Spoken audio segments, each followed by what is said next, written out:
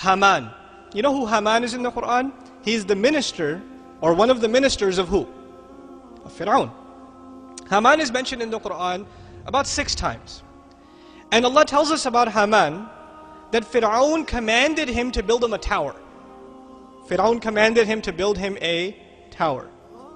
Now, is there a mention of a Haman in the Bible? Sure. Is there a mention of Haman building a tower? Sure. But the Haman in the Bible didn't work for Fir'aun. He worked for another king named Xerxes in the biblical book of Esther.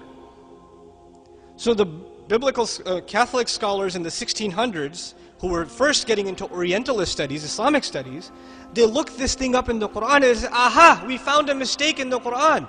Look, they're talking about Haman working under Fir'aun, while the book of Esther tells us that Haman worked under the king named Xerxes 1,000 years after the Pharaoh in Babylon, not even in Egypt, and he built them a tower. You ever heard of the story, the Tower of Babylon? So they challenged the historical integrity of the Quran. Ma'adallah, they said from the disbeliever's point of view, oh, Muhammad must have plagiarized it from a priest and made a mistake because he mixed up the story of the Tower of Babel, right? And the story of Xerxes with the story of the Pharaoh, and he's confused between the two of them.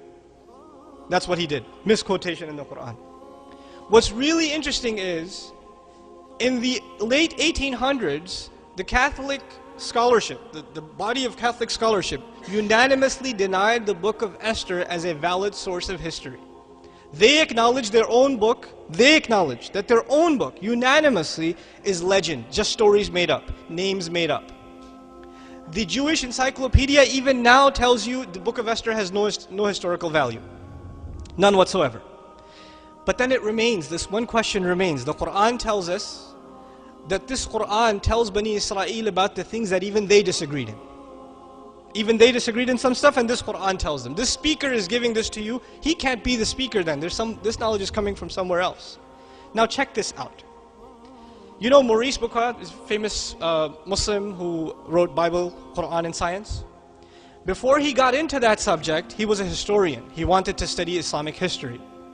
When he came across this problem presented by Catholic priests, he did a little research. You see, what happened in the late 1800s was the Egyptian hieroglyphics were now being revived as a language, because hieroglyphics had died. About almost 2,000 years before the Prophet ﷺ, Egyptian hieroglyphics had died as a language. And they were revived by German and French scholars. The study is called Egyptology. They traveled to Egypt, they studied the hieroglyphics, and they developed a scheme of, spelling those images and turning them into pronounceable words and all this stuff. Okay? It started about 120, 130 years ago. So they got into this study, and they made documentations of who the ministers that are mentioned in the documents of the Egyptians, what their roles were, etc., etc.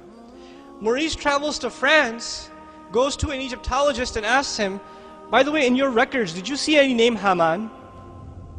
And he says, well, I wouldn't know, you have to go to Germany, but where did you get the name Haman? He said, well, there's a messenger, a man who claims to be a messenger, in the 7th century, who says that there was a minister of Pharaoh, whose name was what? Haman. And he told him to build a tower. He said, that's impossible. Nobody could have had access to any names from that time, because the language has already died at the Prophet's time for how long already? 2,000 years. So he travels to Germany to look up the names of different architects and constructors and ministers under the name, under the Pharaoh, specifically under the Pharaoh at the time of historical era of Musa a.s., of Moses.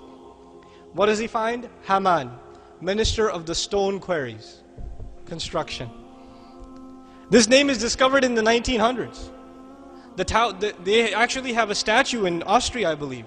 Haman written on it underneath. They've revived it from Egypt. His name is Haman in Austria. The statue is sitting there. Now we don't know for sure if that's the Haman of the Quran, but still the name exists. The fact that he's in charge of construction exists, and this is something they didn't have, but which speaker had? The messenger of Allah, but actually the speaker is who then? Allah subhanahu wa ta'ala. This is just from the historical point of view. Something that they used to laugh at the Muslims came back and blew up in their own face. SubhanAllah.